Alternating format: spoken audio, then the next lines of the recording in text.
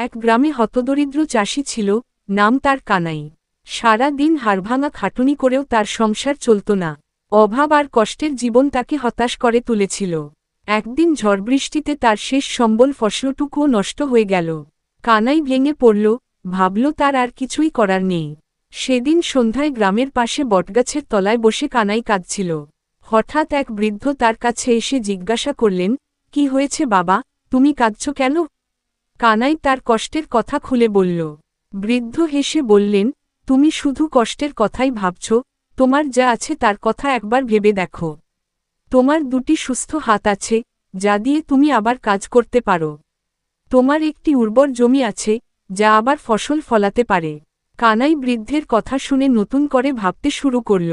তার মনে হল, সত্যিই তো, তার তো অনেক কিছুই আছে। সে আবার কোমর বাঁধল, ধারদেনা করে কিছু বীজ আর সার কিনল। অক্লান্ত পরিশ্রম করতে শুরু করল। এবারে প্রকৃতি তার দিকে মুখ তুলে চাইল। কানাইয়ের ক্ষেতে সোনার ফসল ফলল। সেই ফসল বিক্রি করে সে শুধু দেনাই শোধ করল না, তার ঘরেও এল প্রাচুর্য। কানাই বুঝল, দুঃখের পরে সুখ আসে, শুধু চেষ্টা আর ধৈর্য ধরতে হয়। সেই থেকে কানাই সুখী জীবন যাপন করতে শুরু করল।